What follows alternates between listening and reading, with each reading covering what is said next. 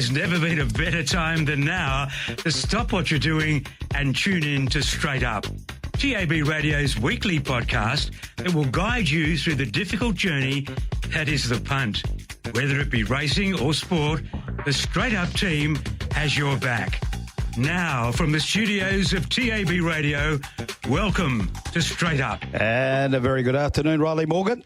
Hello, Marty. How are you? Yes, good. You've drawn the right straw in here, nice and cool. Oh, a bit it's hot nice out in the and oven. cool. Oh, it's warm out there. I think up to about 36, 37 degrees northern at the moment. The boys have even taken the jackets off today. So they should.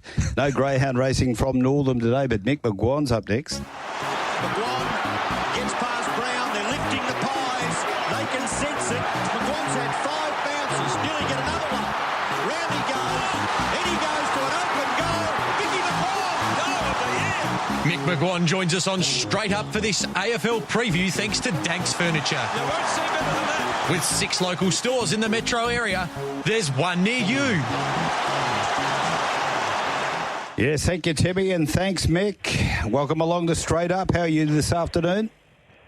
Yeah, terrific. Thanks, Marty and Rylie. It's a pretty cold day compared to what it's like over there in the west. Oh, it's very warm over here, Mick, as we say a very good afternoon to you. Some big breaking news over your way earlier today, Mick, with Gary Pert stepping down as CEO of the Melbourne Football Club to round out a pretty tumultuous period.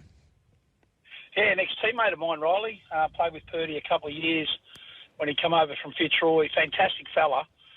And obviously he's cut his teeth into the administration side of things. He always had good footy IQ when it was a footballer.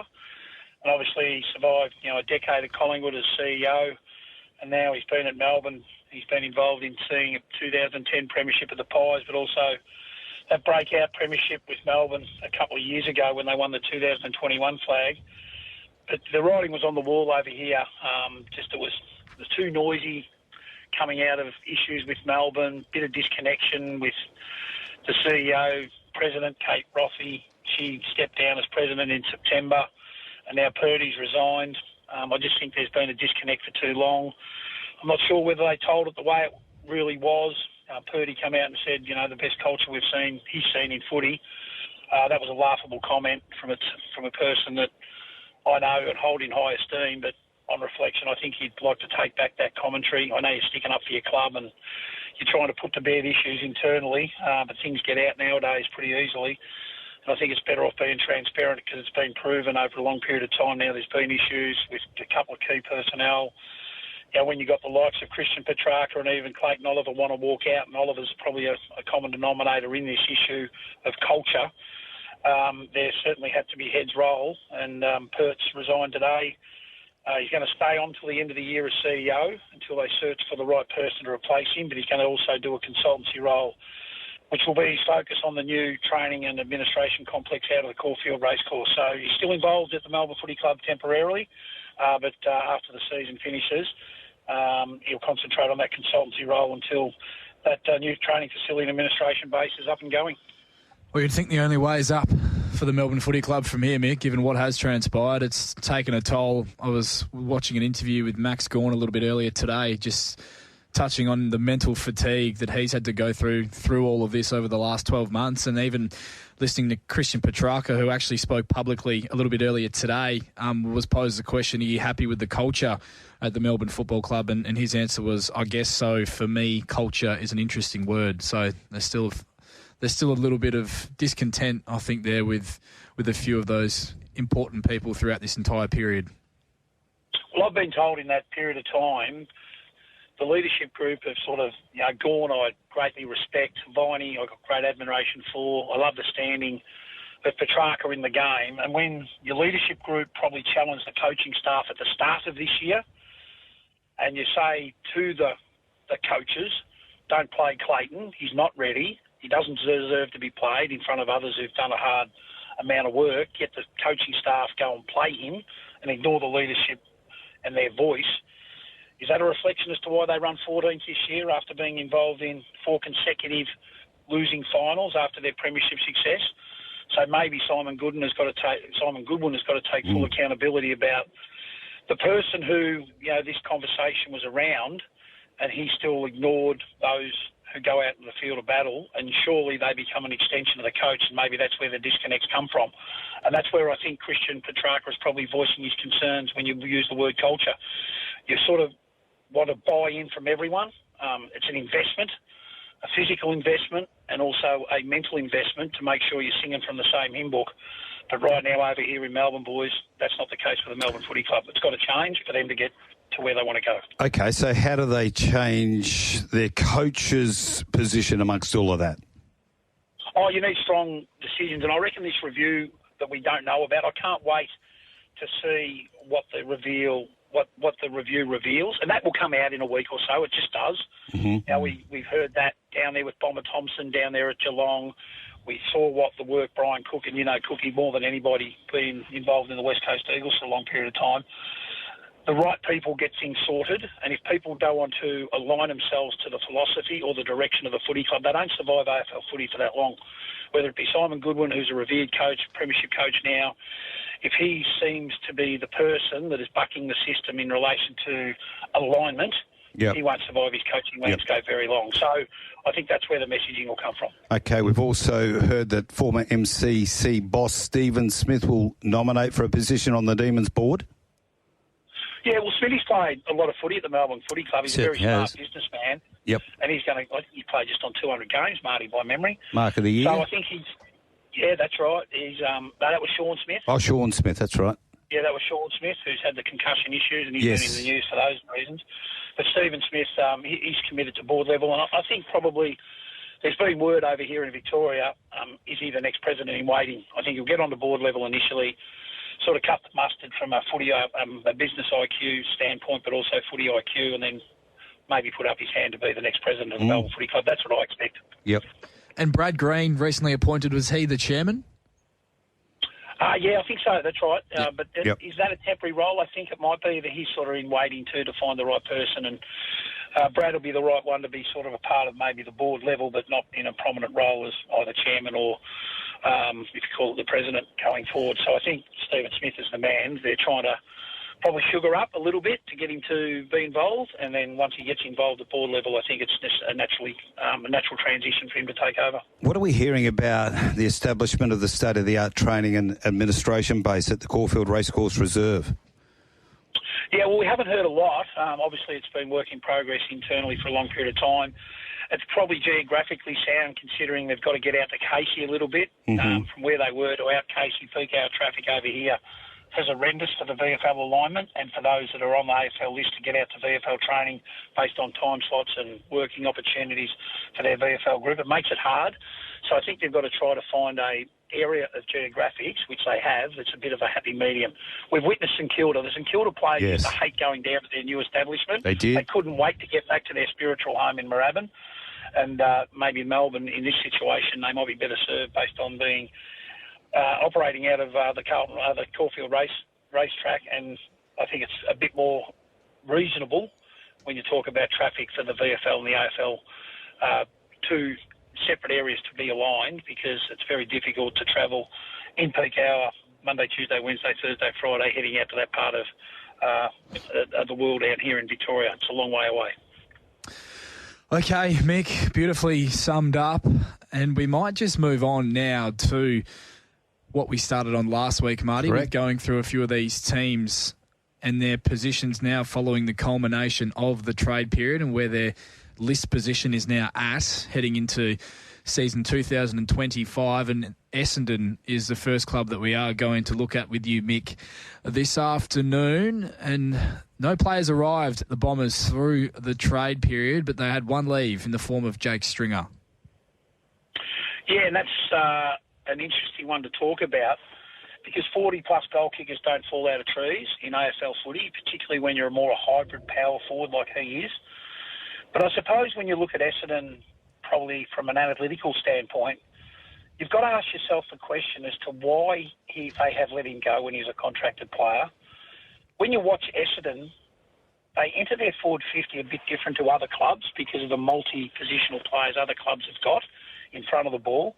I reckon they looked after Jake Stringer a lot because they knew they had to go in skinny to density, hope for your ground ball skills, because he's pretty good at ground level and he can manufacture a hard goal. The reason being, he just couldn't defend transition if the opposition won it. So to go to open side, to open up space if the kick wasn't good to a stringer, he just couldn't retain the footy in the area. So they looked at density. If we don't win it with the entry we give, at least we've got numbers around to support and maybe create a stoppage or manufacture a free kick to have a shot at goal if we don't mark it. But if you went to open side, stringer went to fat side, a good class player might see him, might find him, they'd kick a goal. But you watch Stringer's running patterns, they very rarely went to him in that area. And that was to protect the defensive transition because they weren't good at it. And Stringer was a reason as to why I reckon they're letting go. So I think there's some upside with whoever they bring into that forward area because it must improve. Who that is, that's for them to work out.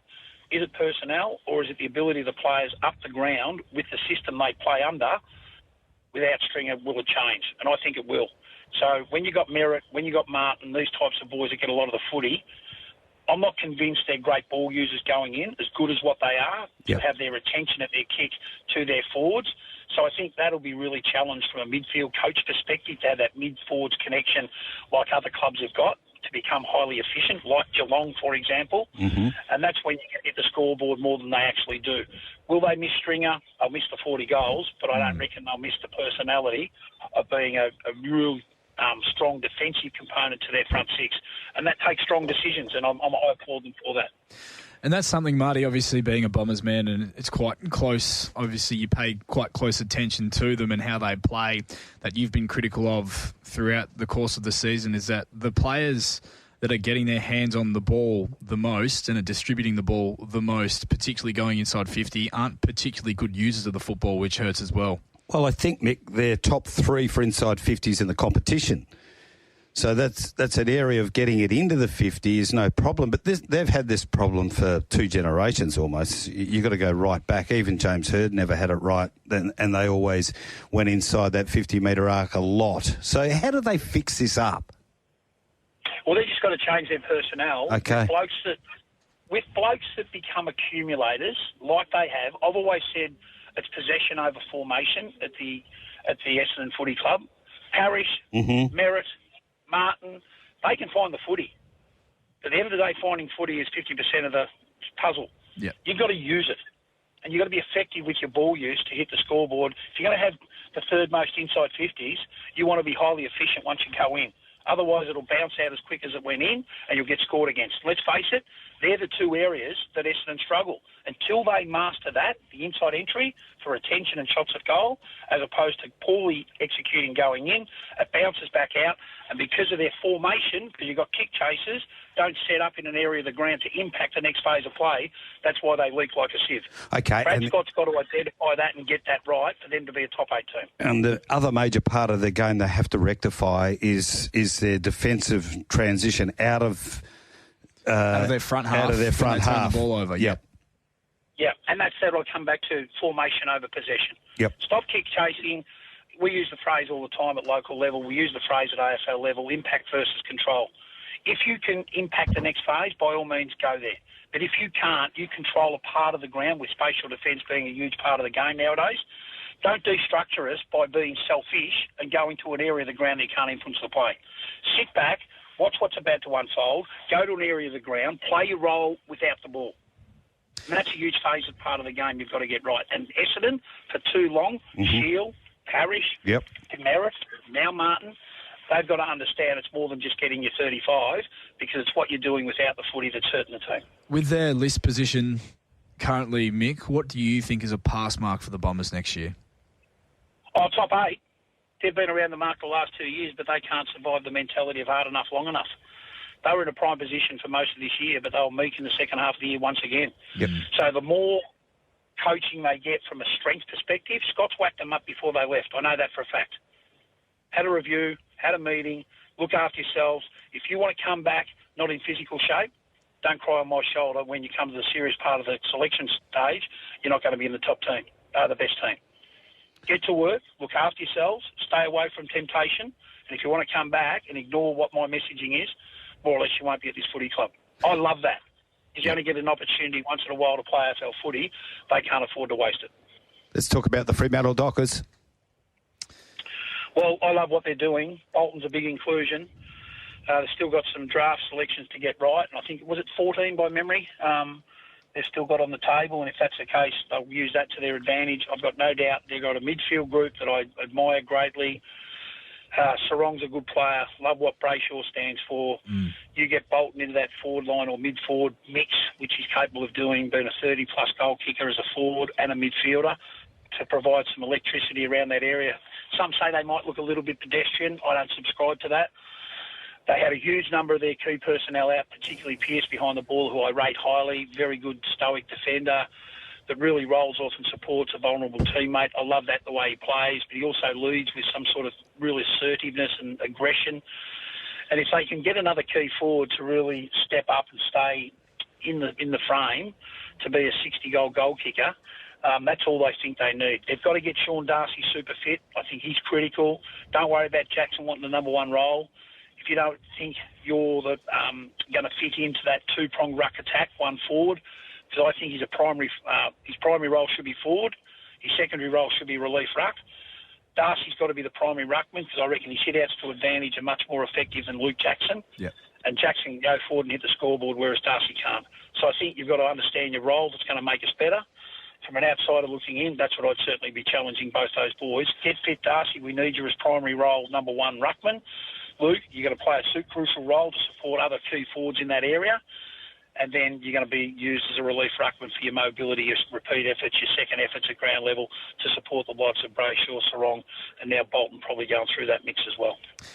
Jackson does worry me a bit, Mick, if he is going to play when Fremantle are at their best, at 70-30 almost split ruck forward, because while with his athletic capabilities and his, I guess, just the size of him, he is going to bob up on occasion and kick you 2-3 goals in a game, but just that craft, that forward craft and those forward smarts in terms of leading patterns is just where I probably have a bit of an issue with him if he is going to be spending that amount of time in the front half of the ground and not around the ball.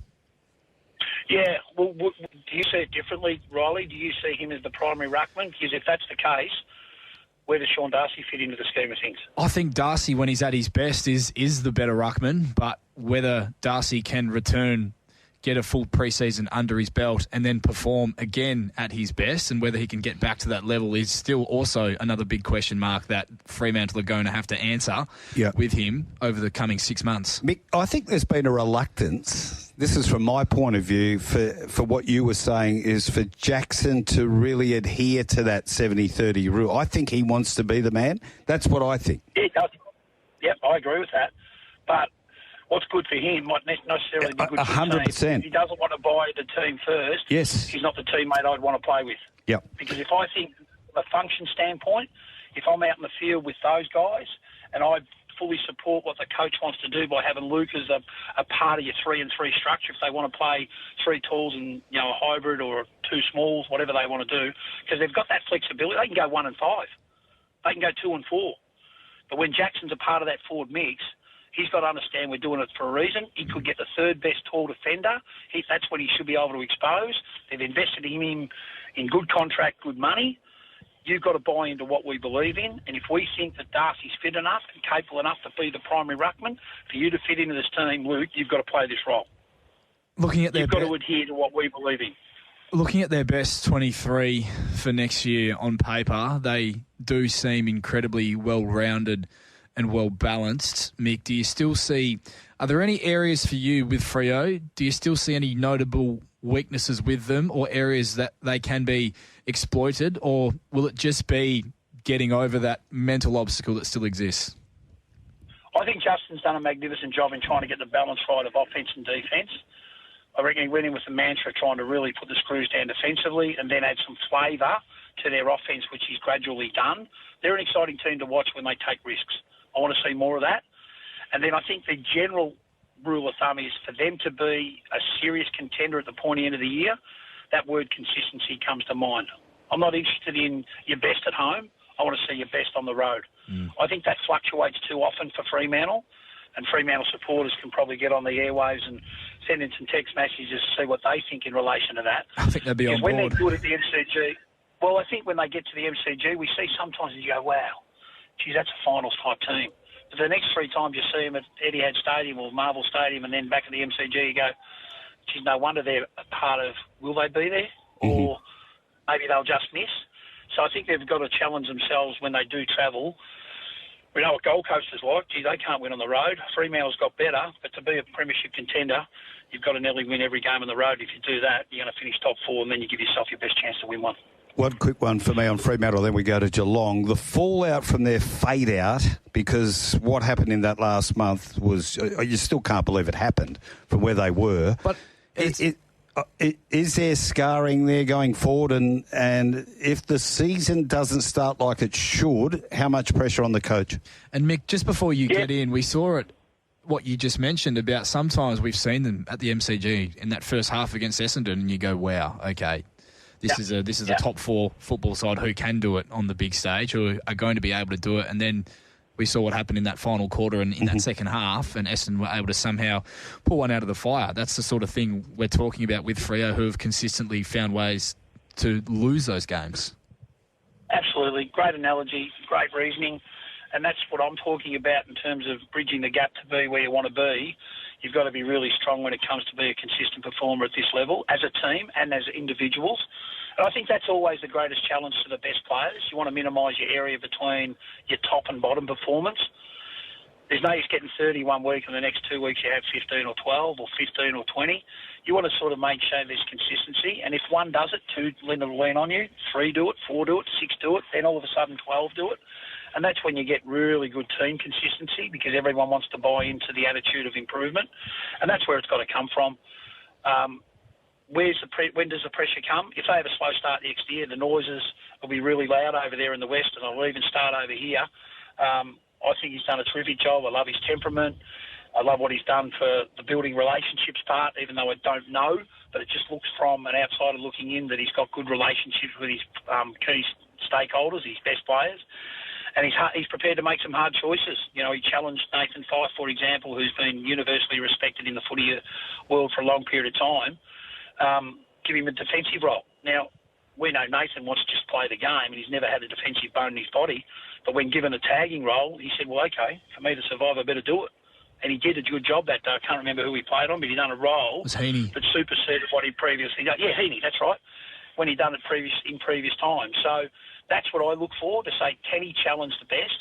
Can they adapt their role based on what the team needs? If Fyfe can do it, let's face it, Jackson should be able to do it. If Luke Ryan has to play tall, which he's done under Ross Lyon previously, Luke Ryan can play tall. We know he's their best distributor. They want to give him the footy. He accumulates uncontested marks. They want the ball in his hands because he penetrates the game with his beautiful feet. You see people adapt for what the team needs, and they grow within the team. That's when you game. And it just endears yourself to your teammates. Mick, Geelong. Let's focus our attentions on them. The final of our 3 teams today. Yeah, the Cats is an interesting one. I thought they put themselves up to win a flag this year based on their probably best footy. We saw that early in the year where they jumped in the season, probably surprised a few. They had a bit of a dip.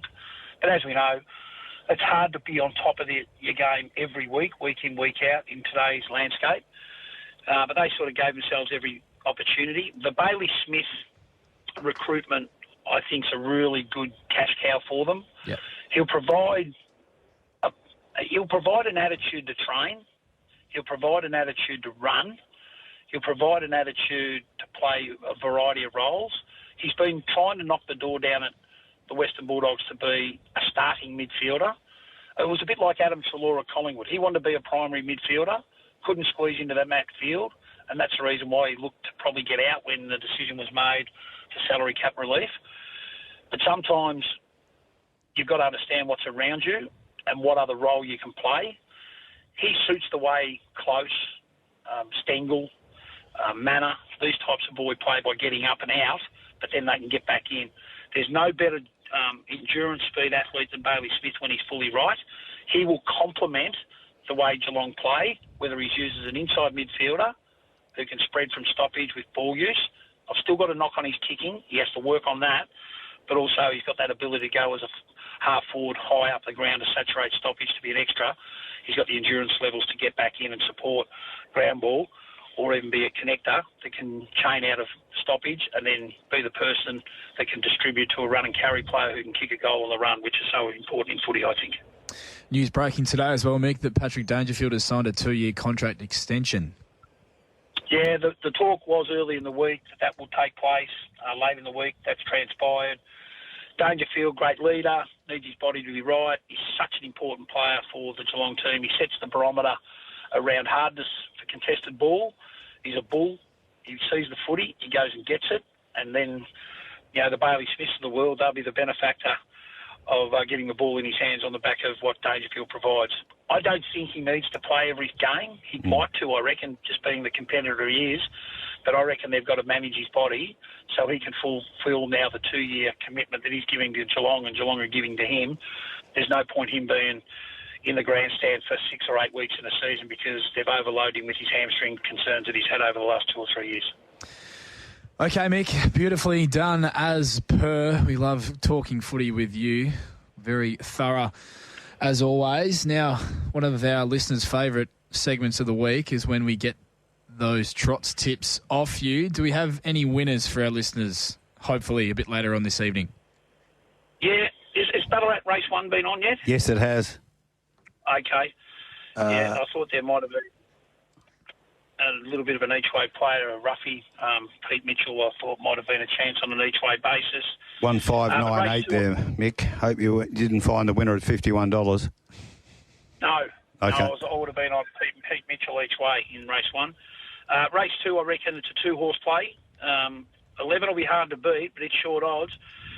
I reckon Monsalt Salih will be very hard to beat with Anthony Butt, number 8. Gets off the fence early. I reckon he can dictate to its main danger, American Victory, because it's got no gate speed even. It's off the second row. He should be able to be in front of his danger all the way and be very hard to beat. The next player I want to have something on is race 4, number 2. They put up ridiculous odds this morning over here, $12. It's half that quote now, but I think it's got a terrific chance. Third up, it's a maiden trotters race, so enter at your peril. There's only 2 other dangers in that race, 4 and 13. 13 galloped out the other day when it was well fancied. Got a trailing draw tonight. It'll be hard to beat if it stays in its gate, but I reckon 2 on an each-way basis is a horse to go there. Race 6, number 11, Kamichi, I think it's very, very hard to beat. For James Herbertson, it's find the right race to win. And then in race 9 of the program, guys, I think number 9 is the better value of the 2 favourites. I reckon the favourite, number 5, is a risk. It's up in class. Number 9, Champagne Charlie, I reckon it should be favourite. If you back it and you want to risk the other favourite, I reckon you could save on numbers 1, 2, 3 at $11, $12 and $41. Yeah. Either take a roving Quinella with 9, with those 3 roughies, you might get a dividend. Box them up in case 9 gallops, 1, 2 or 3 fill the gap of 1, 2. You might get good returns in terms of the exotics in that last race at Ballarat tonight. But I think there's some value there, guys. Beautifully done, Mick. And, of course, you're brought to us by Dankz Furniture, the comfort of home. 6 great locations at Osborne Park, Joondalup, Willerton, Port Kennedy, Midland and Mandurah. Family owned and run for 50 years. Clayton and Michael Arnold are keen supporters of the racing industry here in WA. Go to danks.com.au. We'll do it again next week. Mick, thanks for that. Thanks, Mick. Good on you, fellas. See you, Rylie. See you, Marty. He's a beauty, Mick McGuane, and we'll text out those or X out those tips as well.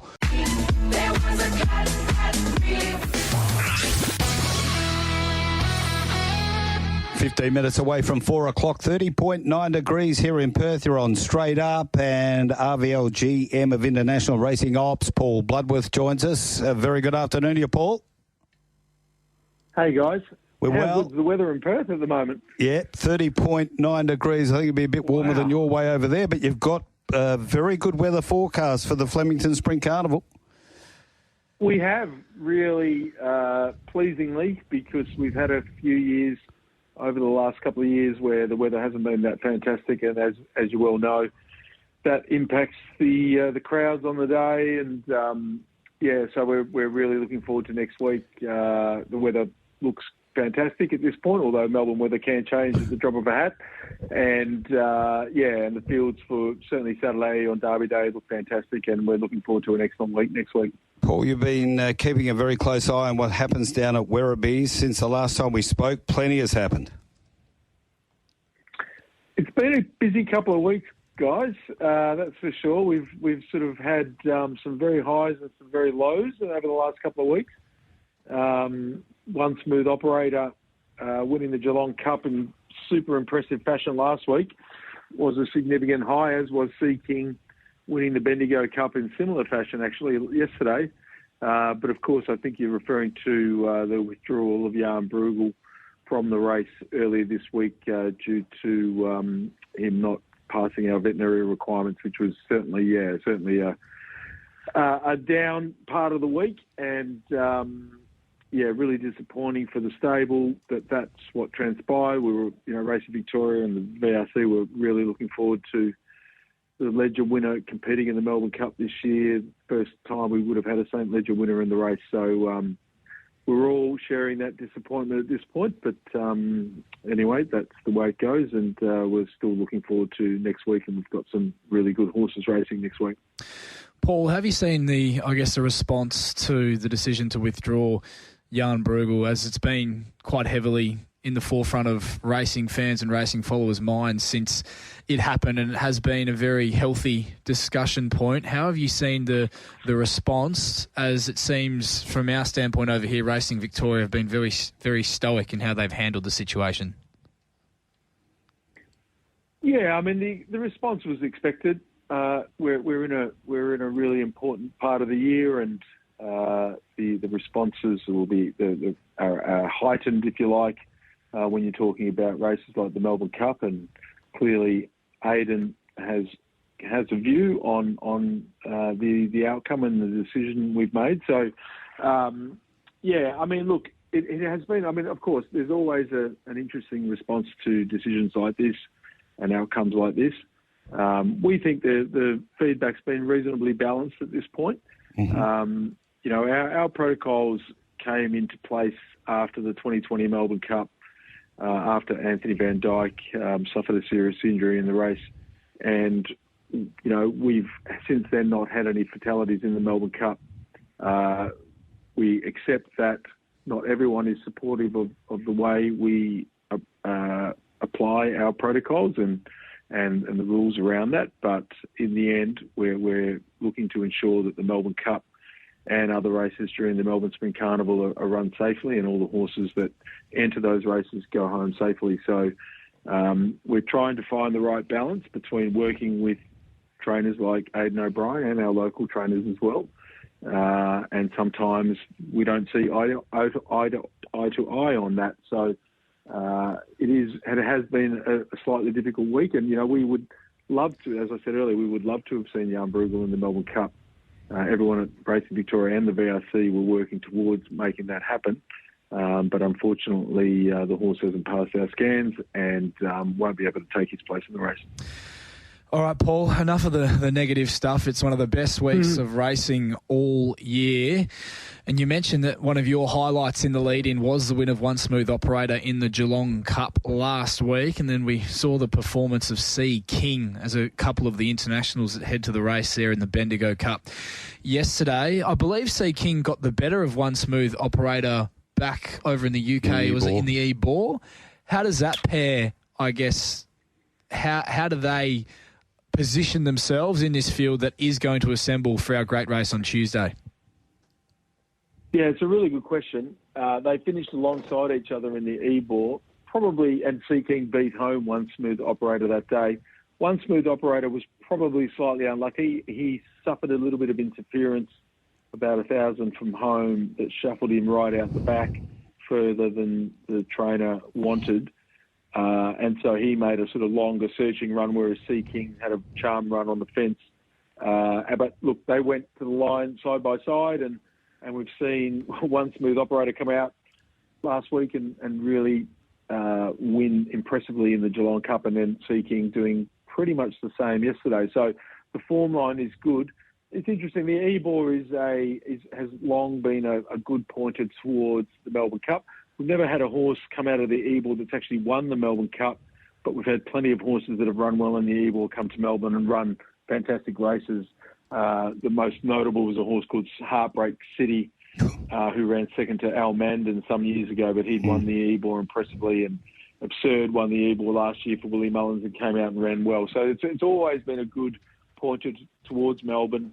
It's a 2,800 metre big field handicap, so it's got a lot of similarities to the Melbourne Cup. So, yeah, look, it was just great to see. Yesterday was a fantastic day at Bendigo.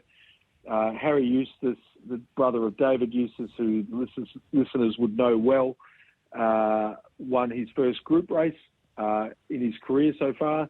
And it was just fantastic because his dad, James, who was a trainer at Newmarket for a long time, and his mum, Gay, were at the races yesterday at Bendigo, which, you know, is a bit unusual for an English trainer to have his mum and dad at the races at Bendigo when he wins his first group race. But it was just a really good day, and clearly the horse is super impressive. So takes a half-kilo penalty announced today into the Melbourne Cup. So, and One Smooth Operator, he was just awesome the week before. Both horses, it's quite strange at Werribee. I don't know what it is. There's been, over the journey that I've been involved, there's always a horse or two that, for whatever reason, they thrive at Werribee. There's probably a variety of reasons, but I put it down to maybe the fact that they've come out of a big string in Europe and they've now got one-on-one attention from their groom and their rider. Mm-hmm. They're not training uphill every day and they're training on a flat track at Werribee.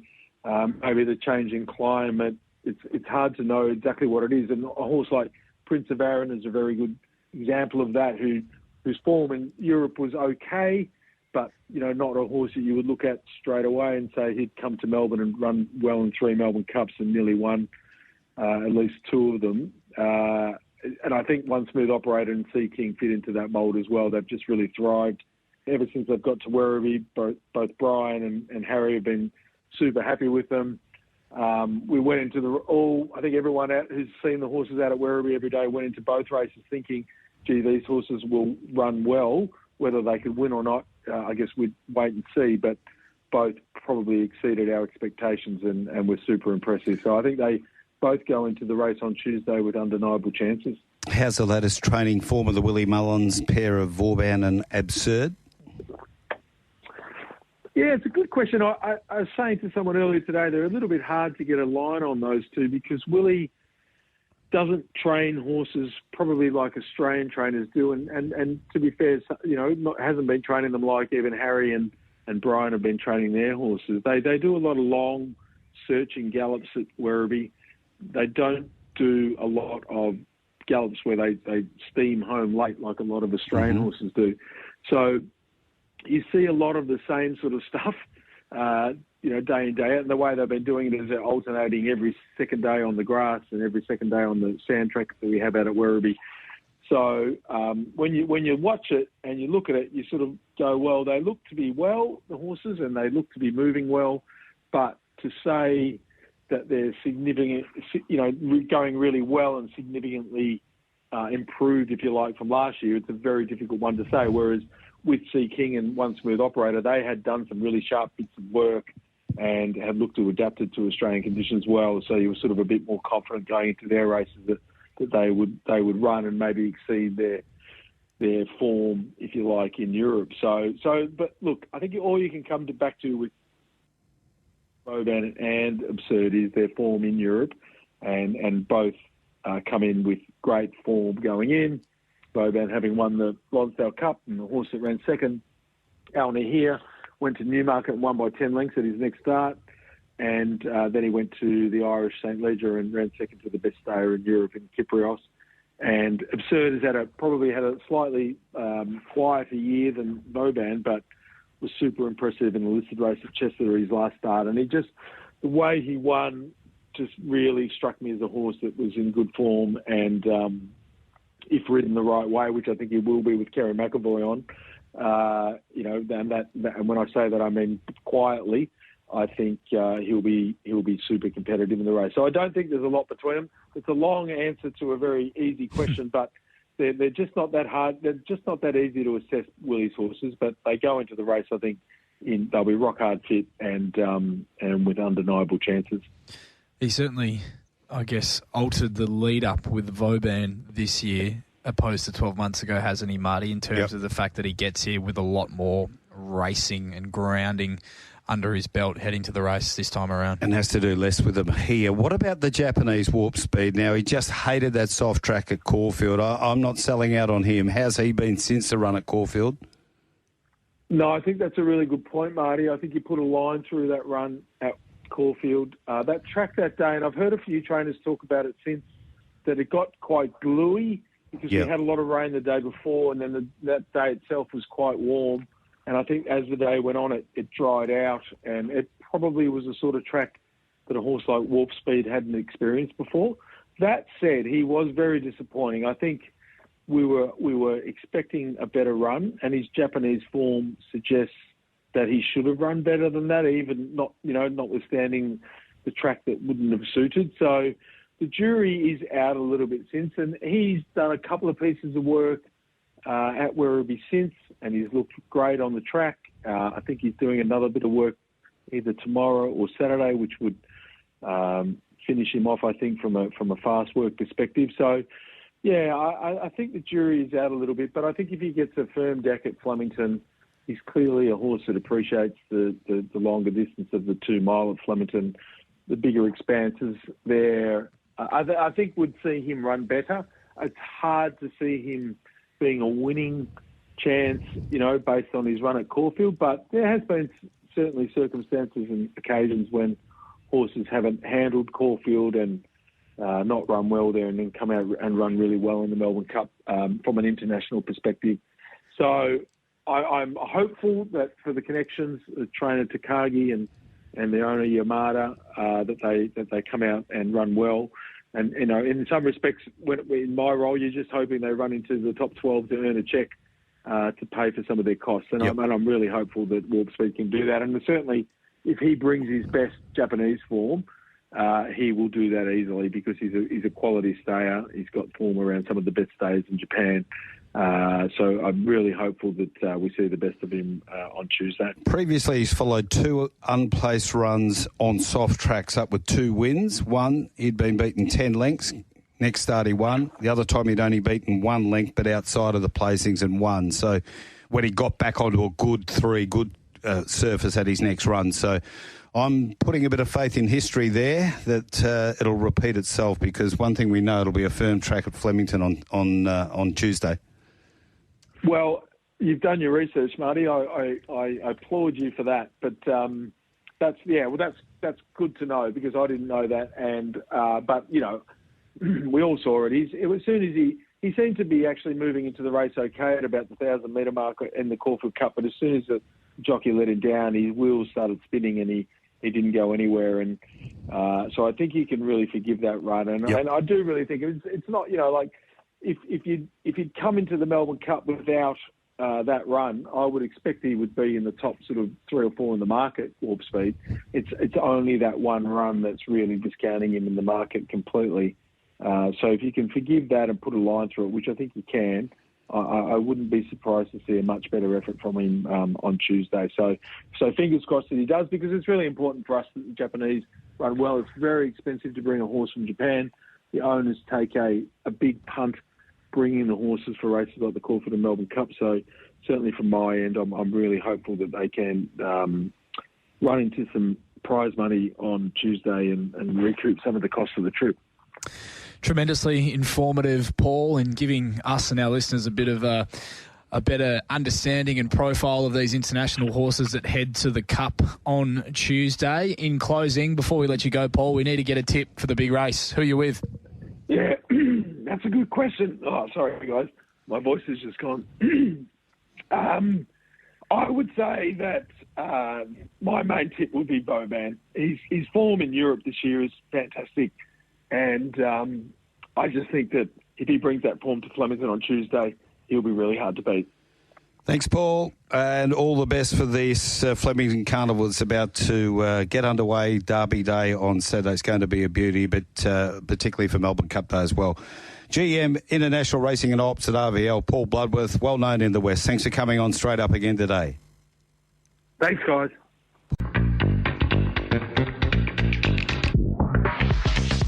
The Perth Racing Preview is where the Straight Up team finds you the winners, and here's the Straight Up team with their preview of Saturday racing from Ascot.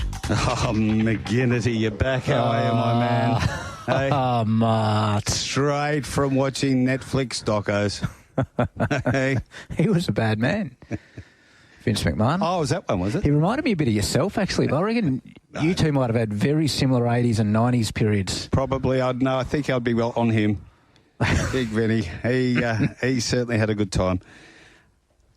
Rolls, you're back. We've got you working. Yes, you've got to send out all the social media stuff. Oh, they multitasking here at all times, Mart, as you know. That's what it's like. Text line's just starting to fire up now. Here we go. 0427789571 for Retrovision. Hey, Mart, can I just rock up to the BHT on Friday the 15th for the Pub Tab Roadshow and sip a pint in the background, or do I need to book a table? That's from Greg L. You can do either. You can book a table or you can just rock up, but you don't have to pay anything. It's all free. We put on the show for nothing. Have I missed something here? What's Racing on the road. Now, we announced it yesterday. The first show will be at the Broken Hill on the 15th. Oh. Friday week. Everyone's involved. McGinnity's involved. McGinnity was good enough to get Mundaring Hotel. Ian Butch O'Connor on the team. Beautiful. Thanks for the leg up there. Yeah, I think I volunteered people without volunteering myself.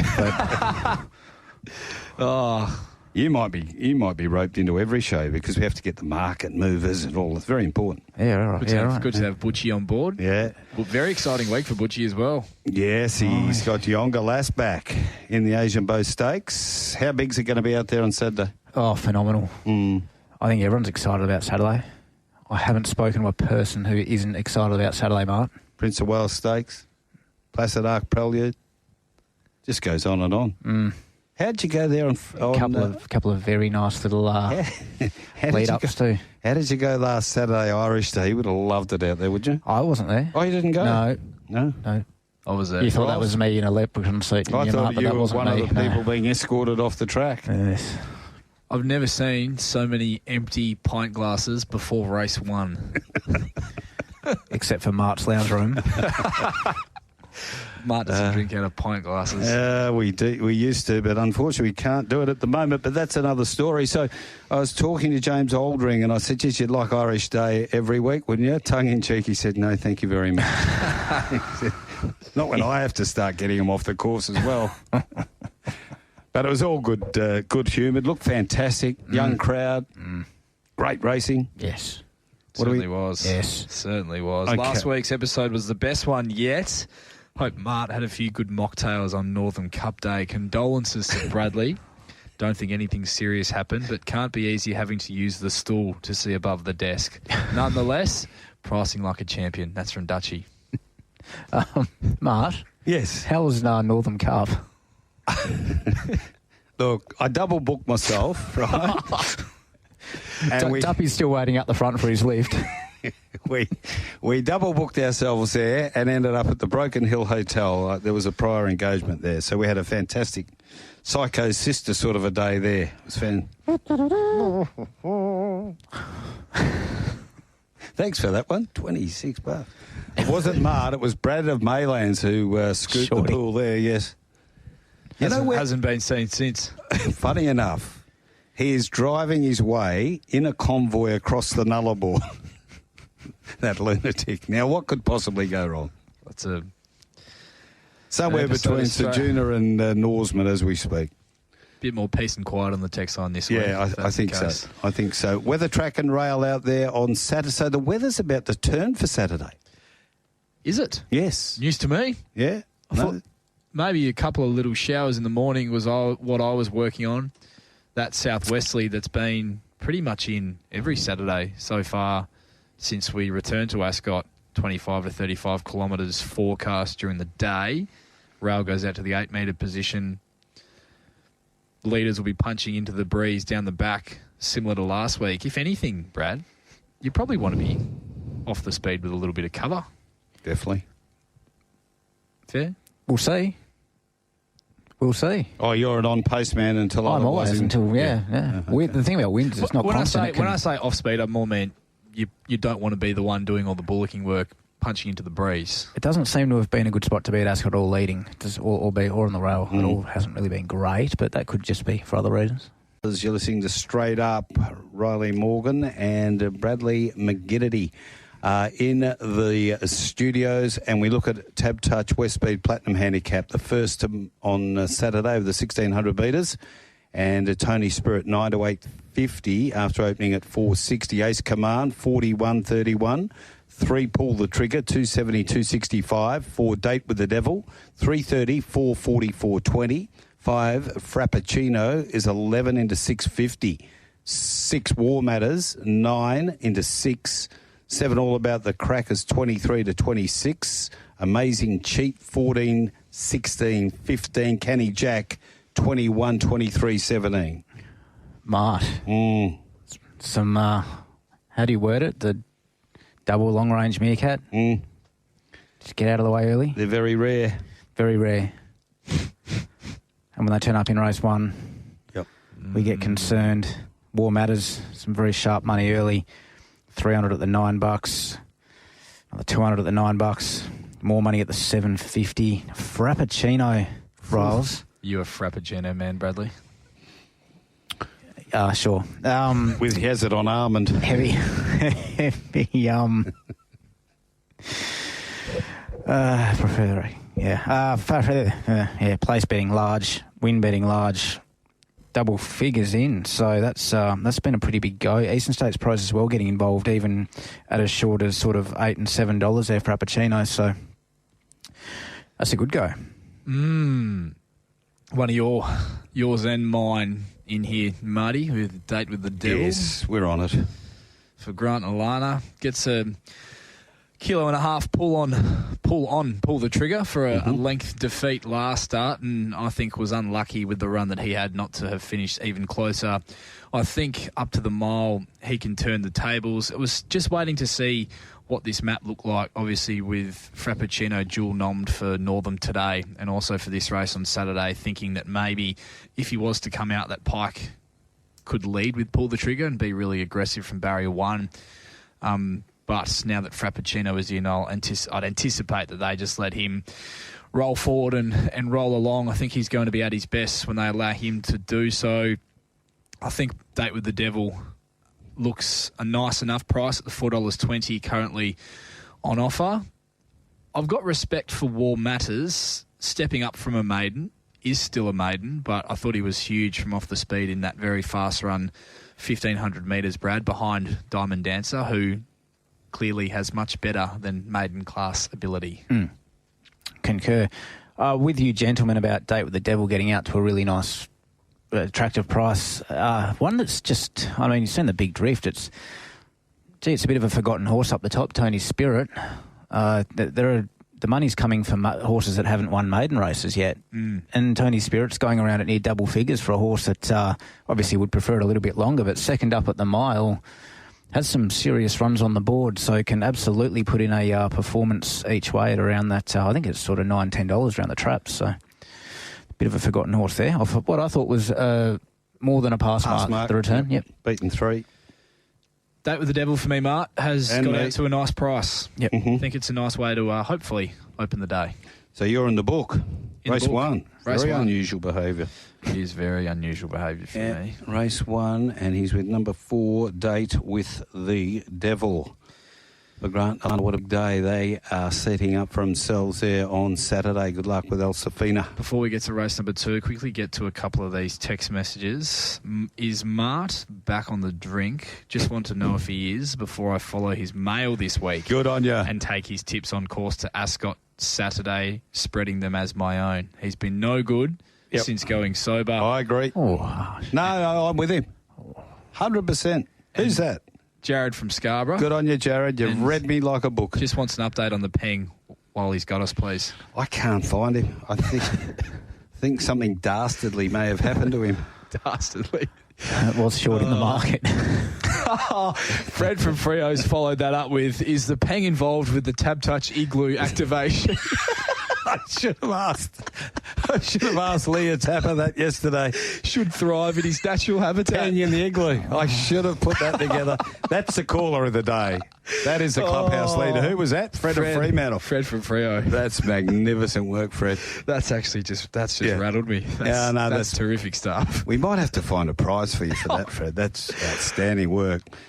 Race number 2, the Wittens Irrigation and Design Handicap over the 2,200 metres. Time to go 4 past 1. Are they still going? Are we sure? Who, Wittens? Yeah. Have they retired? They may have won that much money last week backing that horse. Well, they're backing it up this week. Ridden off into the sunset. I Love Your Smile, 6 to 420. Choice Thinking, 650 to 750. Kerman Rock, he's 850. Soldanel out to 12. Lead by Example. Interesting, this 650 out to 9, back into 650. Come a little bit closer, 26 Spec. Jack and the Blacks out to 41. Lord Randolph, 245 around that mark. And Pagey's Turn is $21.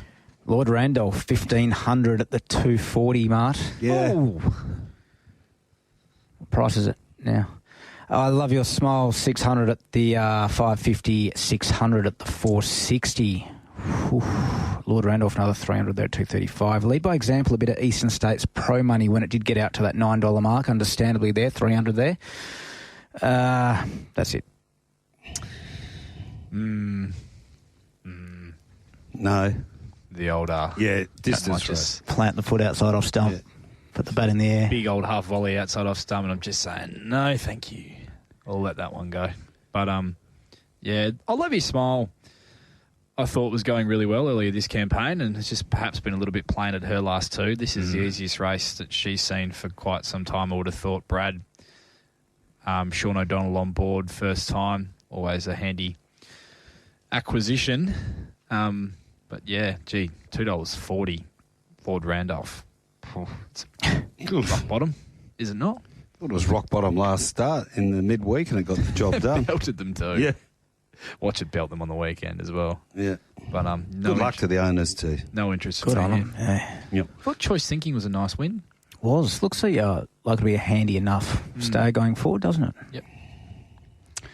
Okay, let's don't forget to Barbaro Butchers. Sad day out there at Barbaro's today. But the boys will be bouncing back moving forward. So Barbaro Butchers quaddie last week. How good did Scotty Gabler play that quaddie last week? He went 4 by 1 by 3 by 4, $48.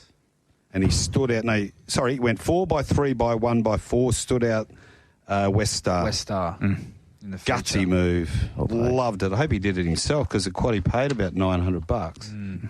Nice way of getting it. Greg Earl says Choice Thinking the best of a bad bunch.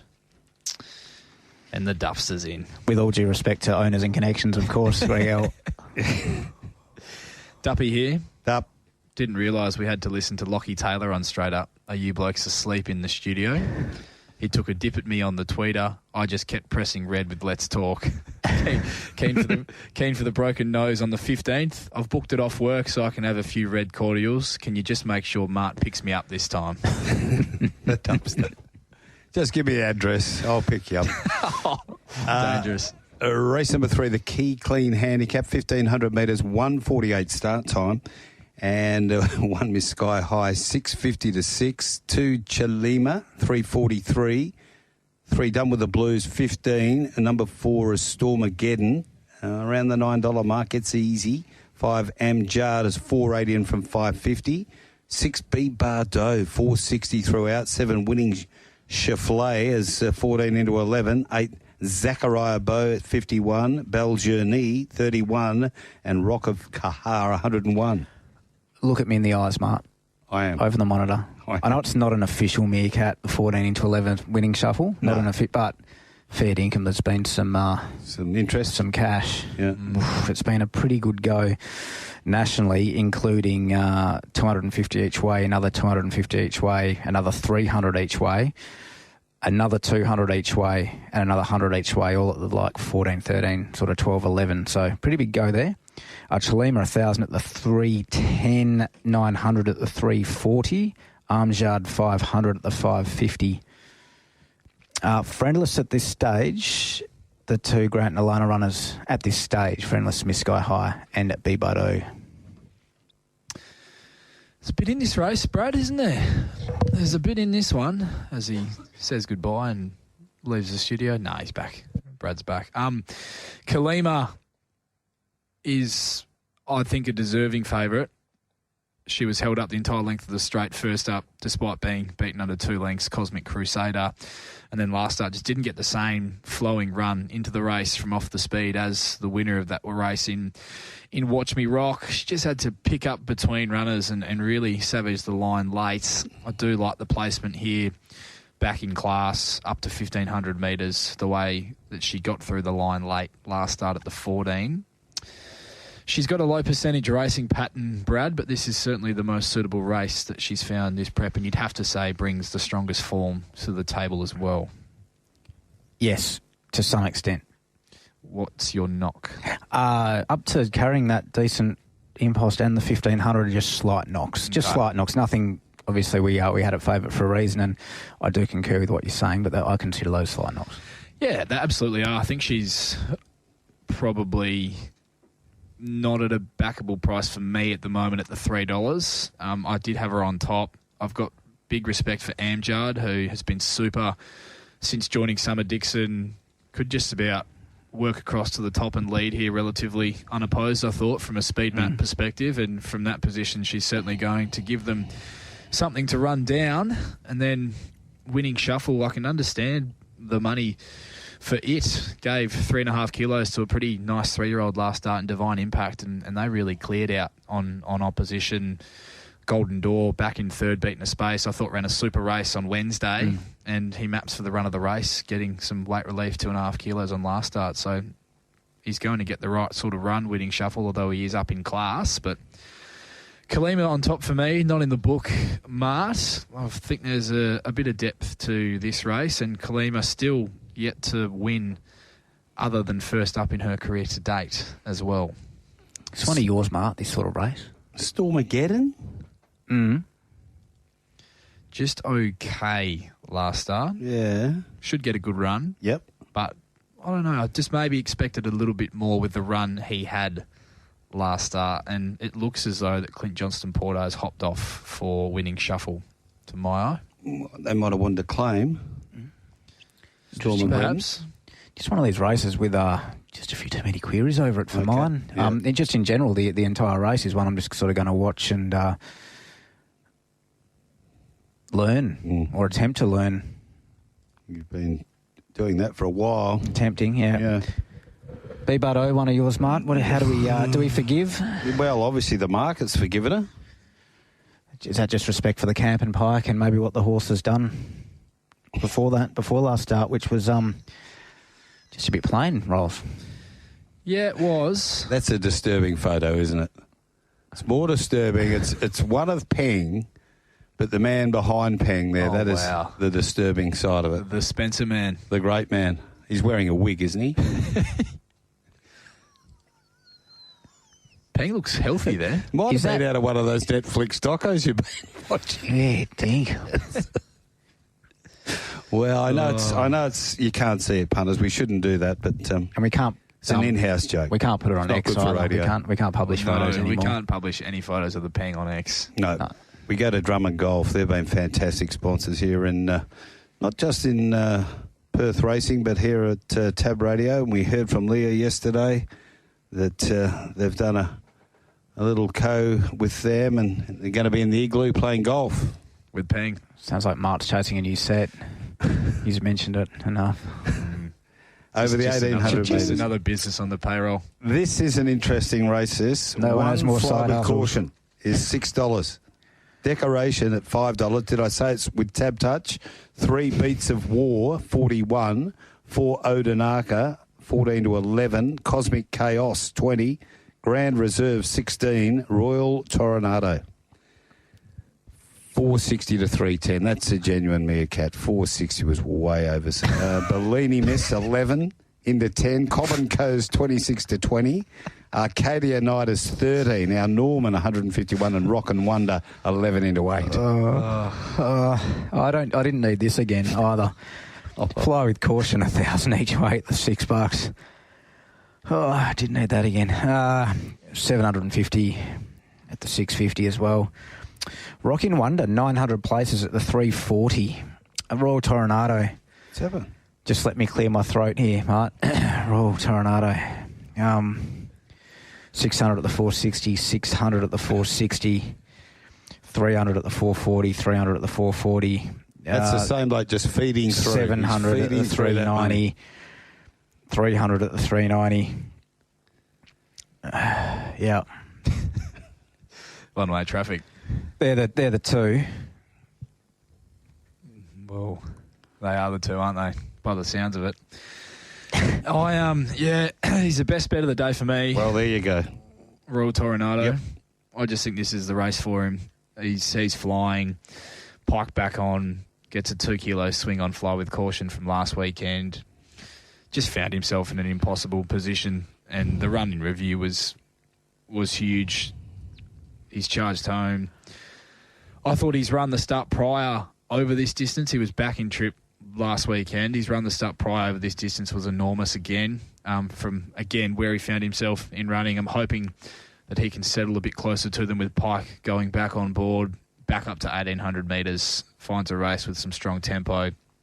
I think he can turn the tables on the toppy, who I've got a lot of respect for as a racehorse. Fly with Caution, but I think that he looks to find a really suitable race.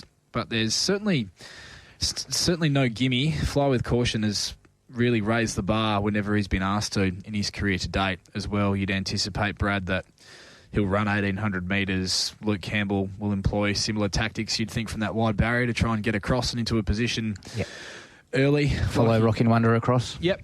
Rockin' Wonder gives the feel that Vic Corver will be willing to do whatever it takes to get him across into the front to lead, which should put some real pace in the race, drawn outside a horse like Decoration, who you know is going to park right over the speed, and he's just a tough horse, Decoration. He never lies down. Somehow didn't get that photo on opening day, thankfully. But, there's certainly a bit of depth to this race, but I just love how Royal Toronado gets to it. I think he's really well in. I have to play devil's advocate here. I can't see Royal Toronado settling any closer for starters. Then dead last? Well, maybe second last, third last. That's its lot in life, I think. And the other thing I'll say is, was it much better than Bellini Miss? Well, Bellini Miss came through them a little bit, didn't she? And he was around them. I'll say yes. But he was 18 back to 16. Going back to 18 is really going to suit Royal Toronado, isn't it? It's really going to suit Bellini Miss from Barrier 2 with Brad Parnham, I would have thought as well. It's a barrier horse. We've told our punters that. Yep. So I think the discrepancy there is too large for starters, and Decoration, tough on pacer. Obviously, Be very hard to beat, Decoration. It's a good little race. It is a good and race. how many times does Royal Toronado go to the well? That's my other question, been up for quite a while now. The end has to come soon. But our punters disagree, obviously. The only other thing with Royal Toronado too, 7 goes at the track for 1 placing. That 1,800 does make it, can be quite tough to run on, although, as we've said, Ascot's been pretty fair this season. Just a little question without notice. Pike, injured yesterday. Have we heard that he's definitely all good for Saturday? Yeah, that's a really good point, Mark Rolls. Have we factored that into some of our markets as well, the fact that Pikey may not be 100%? I was listening to the boys on 7 Plus discuss it a bit earlier today, and I think the indication is that he is going to be okay for his rides on Saturday. But if that does change, then that certainly changes a fair few things, doesn't it, Mark? You'd have to factor that in, and yeah, it would certainly. I wouldn't be as keen on the horse, admittedly, if Pike is off and is replaced by someone else. I reckon he'd be dead keen to play because sitting back watching he lost 3 winners there yesterday. And I know how much the Wizard likes those winners and $1. So he wouldn't have liked that too much. So I reckon he'll be doing his best to be riding on Saturday. Was it the same foot that he injured before? I believe so. He's been managing an injury for a few months now. Yeah.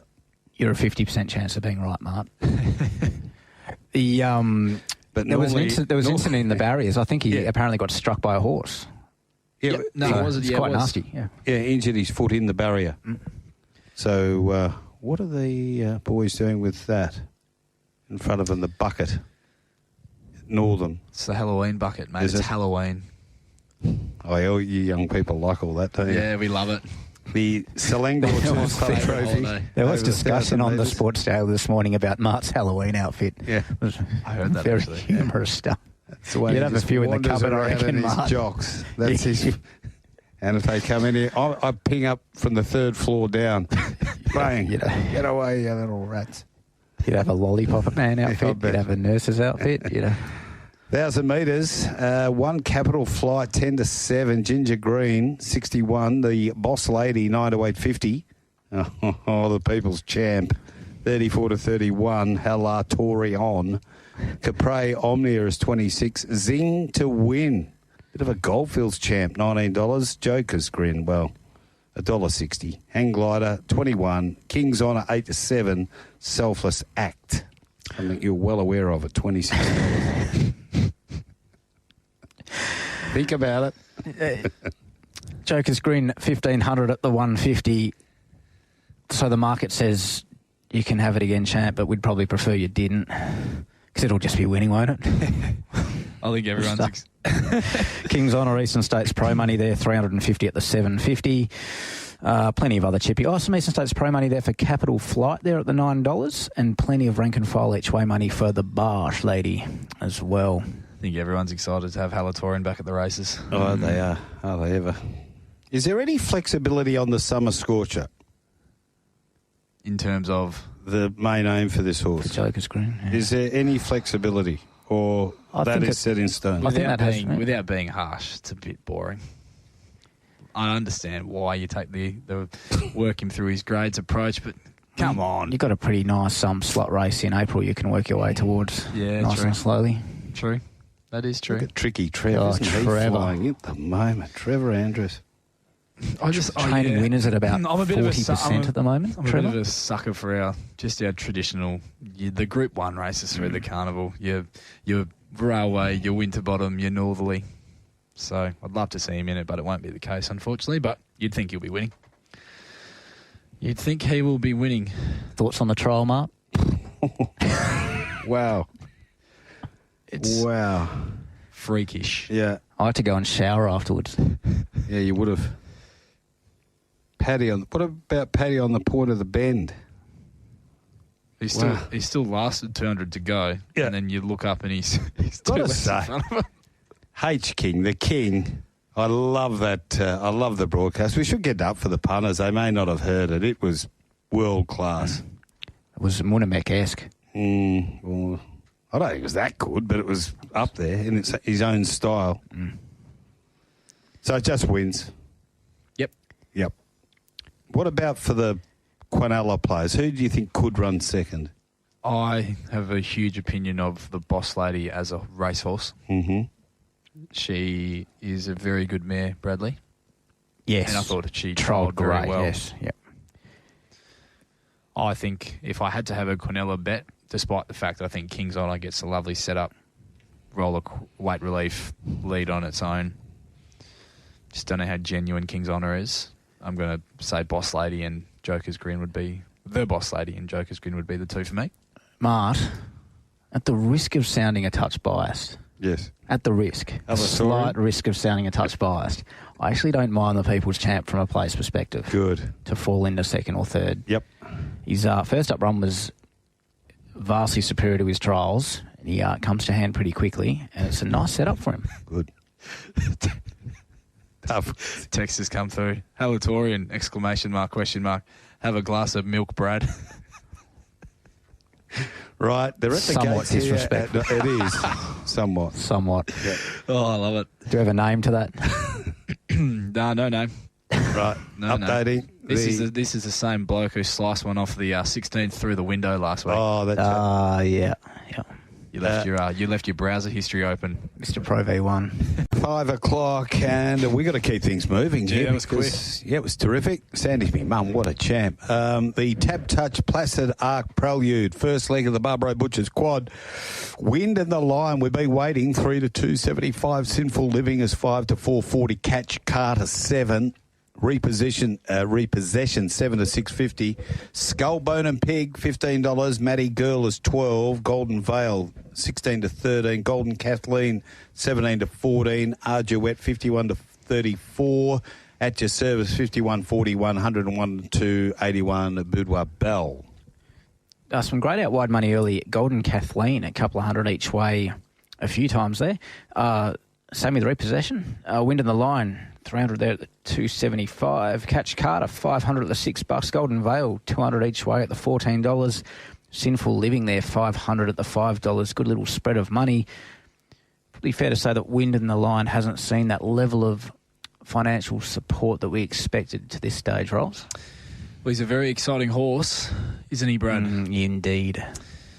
That debut was something, and the trials leading in have been very good. It's just the tactics with him here are going to be very interesting from the barrier, and you anticipate that from 10. What do you do with him from there, Brad? Because for me, it does look pretty sticky. Do you just hope to get in 3 wide with cover? I think that's probably best case scenario. Look, if he draws a gate, I think he's $2 chance. Yep. $1.80, $1.90 even. But yeah, if they are ripping along and you get posted deep, covering extra ground, first run of the prep, has accepted or nominated and not accepted on a couple of occasions in previous weeks. I just think, I don't know how I'm going to play this race. I just think it gives a similar vibe to not West Star. Yeah, West Star. To West Star in the first race, the Max Simmons, who was dictated to by the barrier. You've got a grand final further down the track. You're just happy to go back and hopefully look for that card up in that 3 wide line and hit the line. A win is a bonus sort of areas with this horse. You'd love to see some $3 plus, which he may do late. I think he's comfortably the best horse in the race. The barrier just puts me off a bit. Excited to watch. Yeah. Maybe an each way bet on a horse like maybe a repossession as it continues to drift or something. I think it's got plenty of talent. Just a horse that looks maybe like it's mapped a little bit better. The each way bet for me in the race would be Catch Carter. I thought that was a superb win last start with the shades on, back to the 1,000, running down Magnique. Should have won by further. Was absolutely bolting when held up, looking for a split at the top of the lane, and he just maps for a terrific run once again with the tactical speed he showed there last start from the barrier. He's drops 4.5 kilos off his back from that win as well.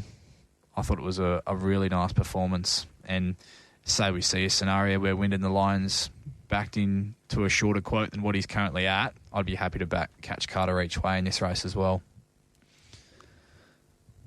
Yep. Skullbone and Pig. Obviously, Lukey is using this as his trial. One to follow on whatever he does here, Mart.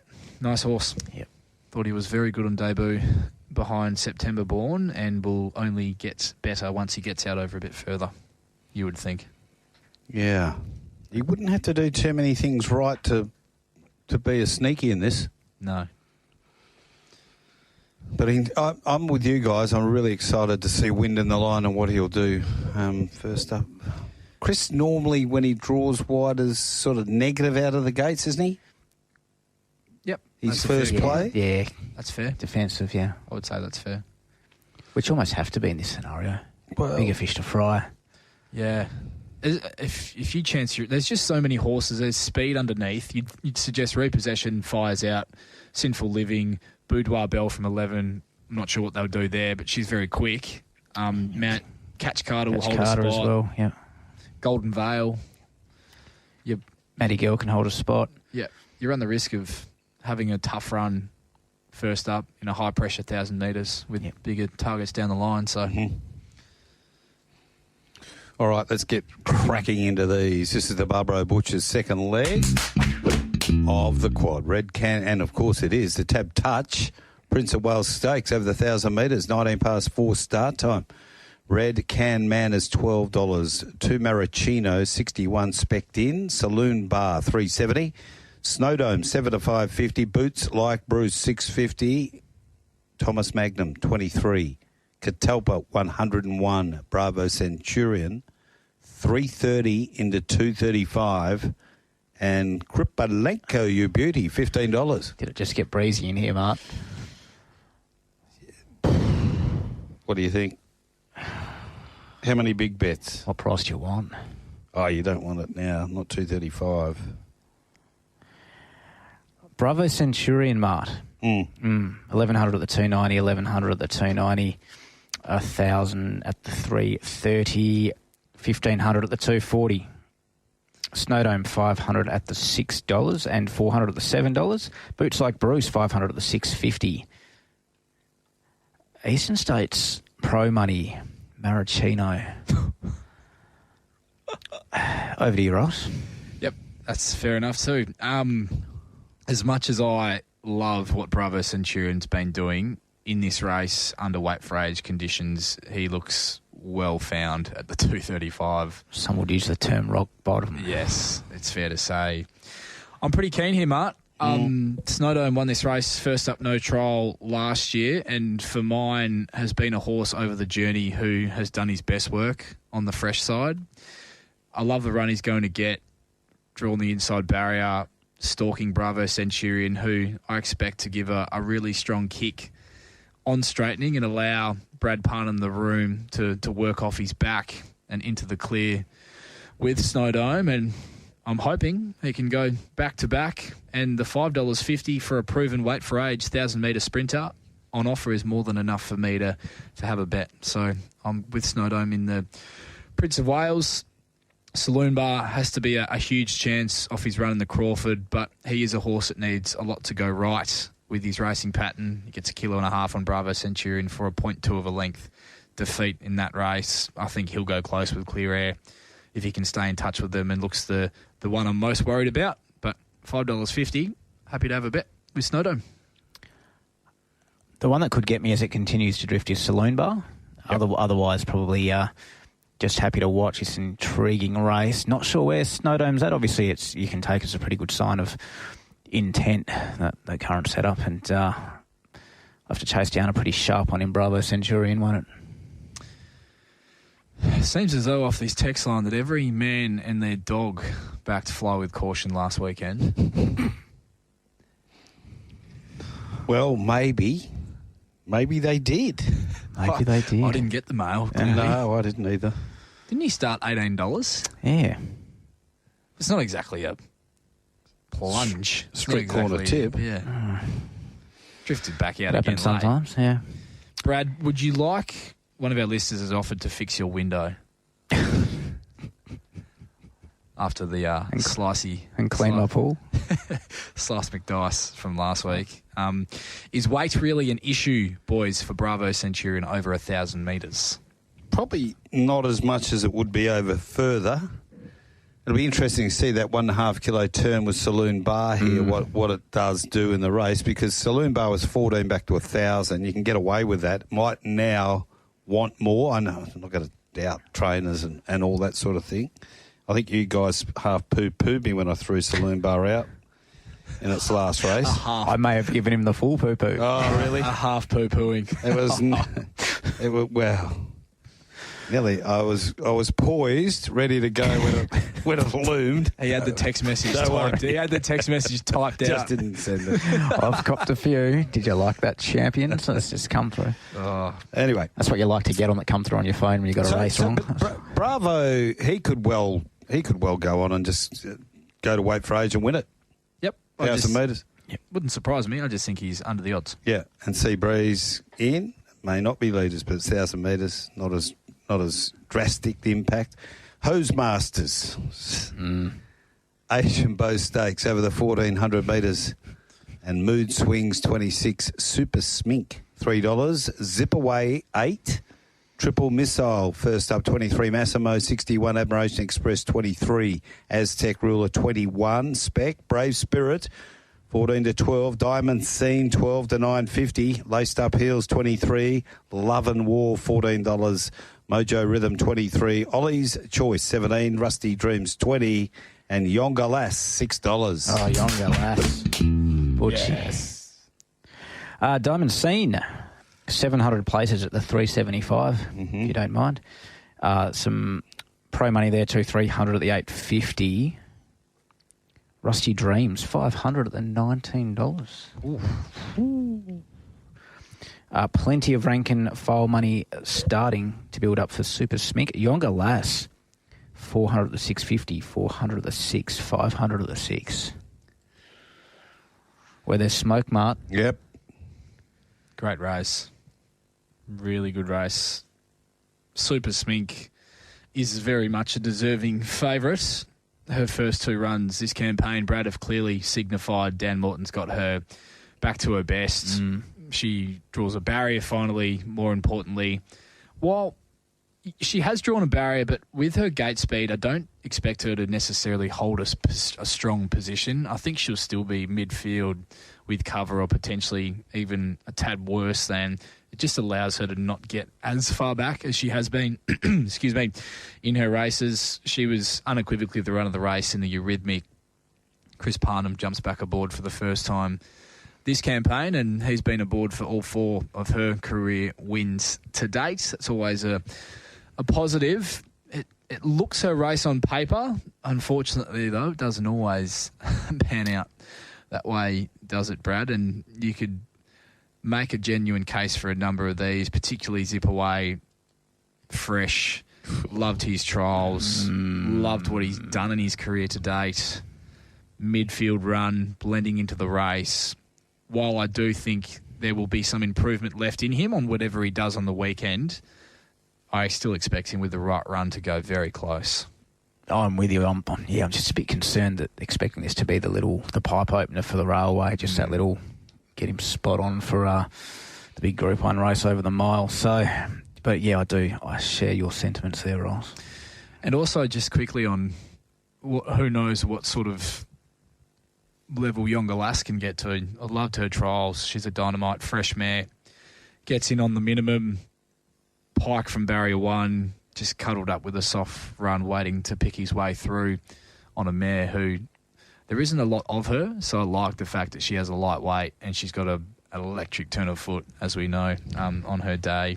Has Butchie's declaration come through on the text line? No, it hasn't yet, Butch, so we're still waiting for that, but you only need to go back to that. What was the win that went viral back in December last year where she found herself at the top of the straight and where she was able to win by 3/4 of a length at the finish? So she's an interesting runner, isn't she, Brad? Yeah, 100%. There's a few more. We could talk about this whole field, couldn't we? But a horse like Diamond Insane, well, that was an incredible return. And Mart may have whispered that it was going to do that. And he didn't even trumpet afterwards, so well played, Mart.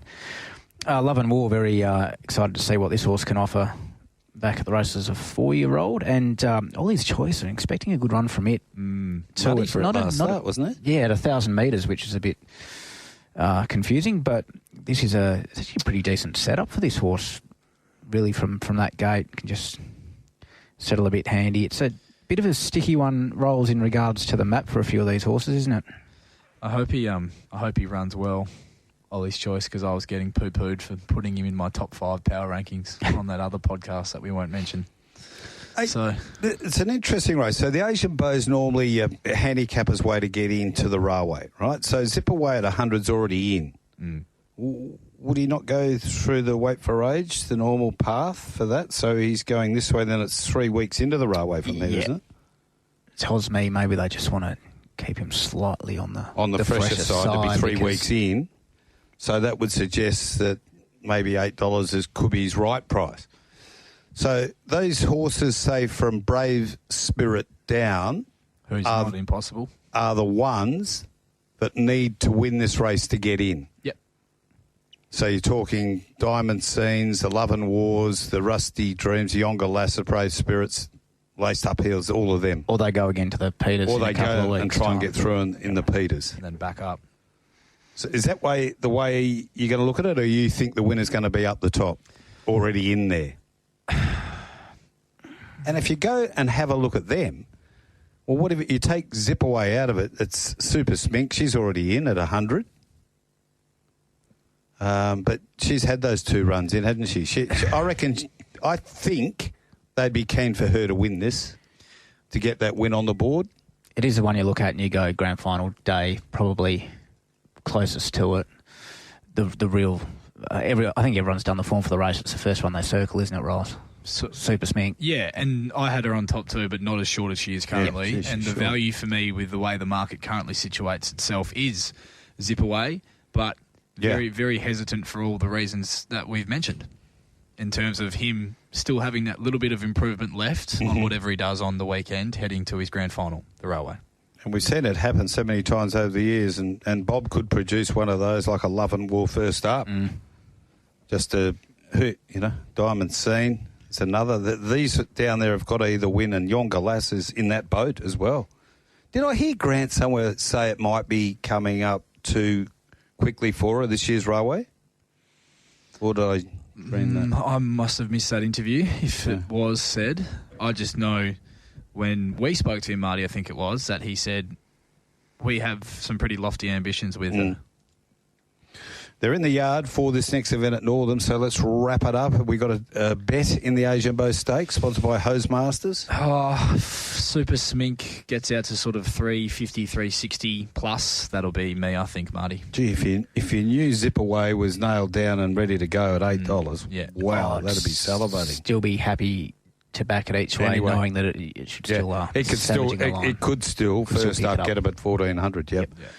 Mrs. Max, wow, I've had an affair with her for a long time over the 1,200 metres.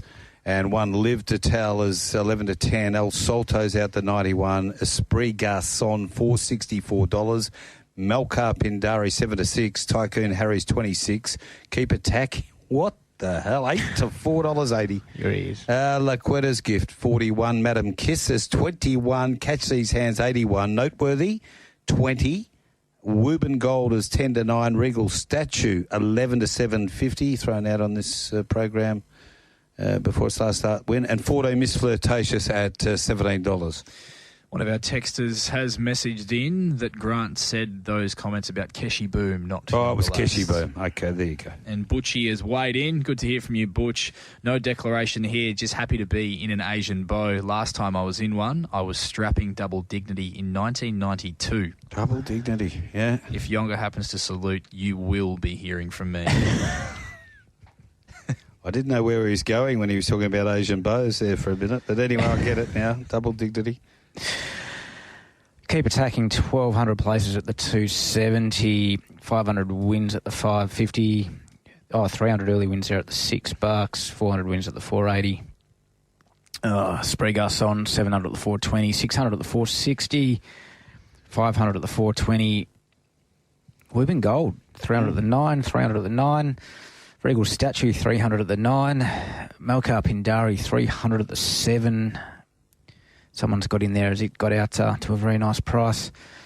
Yeah, good little book. Punters circling a few there, Rolls. Yeah, it's a great race to finish. No doubt about that. Esprit Garçon, I'm expecting real improvement from with that tough run on opening day under the belt. Drew wide, 3-4 wide without cover throughout, but still really trucked up to them on straightening like he was going to win the race before he just peaked very late. The concussion plate goes on the front. They might just be having a few little lingering feet issues with him, perhaps, which is which is why I'm not as keen as I wanted to be. The tongue tie as well. Yeah. I feel inclined to stick. His trial before that first up run was just so enormous. He raced in the bar shoe fresh, and trialled in the bar shoe, so that's not an issue. But you do have a slight concern as maybe he's picked up another little niggle on the way. I think they'll look at riding him a bit quieter, and I do think he still has the ability to win this race, and finish over the top of them if he's within 2-3 lengths on straightening. But yeah, you just have those little lingering question marks, don't you, Brad, with those gear changes? Yeah, it's something that obviously points to the fact that not all is perfect, probably with the horse, doesn't it? So, is he still good enough to overcome it and win? Well, still nothing wrong with that first up run, was there? No, beaten a length, and it's been a hot form race since, hasn't it? It has indeed. Martin Miss Vasari's scratched, so there'll be deductions there. Mm-hmm. Big deductions. Massive. She was 50 to 1. Interesting race in the regards to the speed profile, Rolls. So Miss Flirtatious probably looks your leader, maybe from Tycoon Harry. Those are the only two pace influences in the race that I could find. Miss Flirtatious gets a very nice setup from that regard, you'd think, Brad. And so the way I'm reading this race is that where Melcar Pindari is likely to be maybe midfield on the fence, maybe a better spot than those horses that have to come wide, depending on the conditions. It might be really messy and bunchy out there. and the sprint might go on at the wrong time. So it might work out really well for Malcolm Pindari, but the market disagrees. Yep, I agree. She just... How her run first up and where she found herself at the 600, she was 3 lengths last, detached from the second last horse, and how close she got at the finish. It was quite an incredible run, and yeah, if she does get gaps on the way through, she's going to be picking them up late or going 2 to their 1. Would have loved to have seen Woburn Gold draw a barrier. Brad, with her tactical speed, thought her return through that same race as Esprit Garçon was super, but likely dictated to again, unfortunately. Yep. Okay, let's wrap it up. Best bets on the card. Rylie, you start off. You're getting it early. I think I was originally hadn't had him as a best bet, but race 1, number 4, Date with the Devil, has got out to a very backable price, I think, in the opener. Sticking with the same stable in race 4, Royal Toronado, and race 7 in the Prince of Wales, I am with Snowdome. I agree with you gentlemen, race 1, Date with the Devil, but also Tony's Spirit. They will be getting me Bellini Miss, race 4 each way, Mart. Yes. Zipway each way, race 8, and race 9, Malcolm Pindari each way. Beautifully done. I'm with the Date with the Devil, also Royal Toronado and Save on Bellini Miss. Little Quinella play there as well. That is it for Barbaro Butchers today. Get those. How they been, Matty? There's been plenty. Right, remember we've got a screenshot there. And Duppy gets very angry with me when I don't read his texts out. Right. So I better keep him happy. Race 4, Bellini Miss, each way. Race 6, Maddie Girl, each way. Race 8, Super Smink. And race 9, Esprit Garçon for the Dubster. Triple D. He's WW starting Dubster. to become the new Brad of Maylands, isn't he, the Dubster? Thanks to Barbaro Butchers. You can head out there. Barbaro Small Goods, they are the best. They got voted Australia's best ham for their semi-boneless leg ham. Family owned and operated since 1987. And go and support your local business. And look for their small goods at your local independent deli and grocer. That is Barbaro Butchers out there in Cockman Road, Greenwood. Thanks for coming in. Thanks.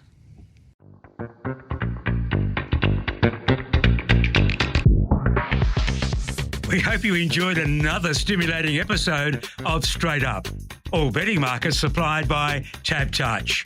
All care, no responsibility went into the production of today's podcast.